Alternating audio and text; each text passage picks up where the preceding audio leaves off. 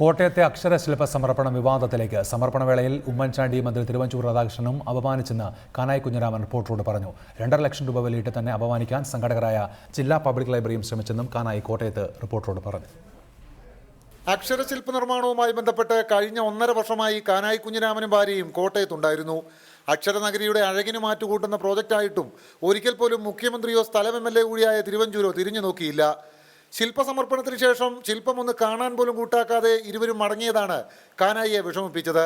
പത്രക്കാരും TV-ക്കാരെല്ലാവരും പറഞ്ഞു ശില്പത്തിൻ്റെ അവിടെ വന്നിട്ട് കാണാം. എനിക്ക് സമയമില്ലാതെ. ഇതാണ് ഒരു മുഖ്യമന്ത്രി ചെയ്യേണ്ടത് പറയൂ. ശില്പത്തിൻ്റെ ഉദ്ഘാടനത്തിന് വന്ന മുഖ്യമന്ത്രി എനിക്ക് സമയമില്ലാന്ന് പറഞ്ഞ് നേരെ പോവാണ്. ഇത് ജനാധിപത്യത്തിലെ വ്യവസ്ഥിതി ഇങ്ങനെയാണ്. ജനങ്ങൾ തിരഞ്ഞെടുത്ത ഒരു മുഖ്യമന്ത്രിയല്ലേ, ഇതാണോ ചെയ്യേണ്ടത്?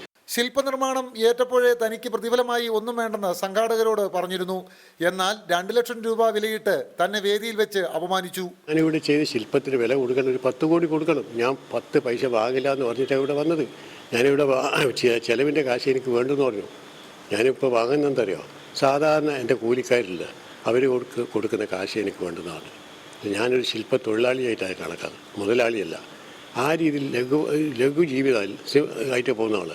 ഇത് വല്ലാതെ അതുമല്ല, എന്നെ അറിയുന്ന സുഹൃത്തുക്കളായത്. ഒരു സിനിമാ താരമോ അല്ലെങ്കിൽ ഒരു കവിയോ ആണ് താനെങ്കിൽ ഇതാവുമായിരുന്നില്ല സ്ഥിതിയെന്ന് തനിക്കറിയാം. തന്നെ പോലുള്ള കലാകാരന്മാർ നേരിടുന്ന അവഗണന പുറത്തു പറഞ്ഞുവെന്നേ ഉള്ളൂവെന്നും കാനായി കുഞ്ഞിരാമൻ വ്യക്തമാക്കി. റിപ്പോർട്ടർ, കോട്ടയം.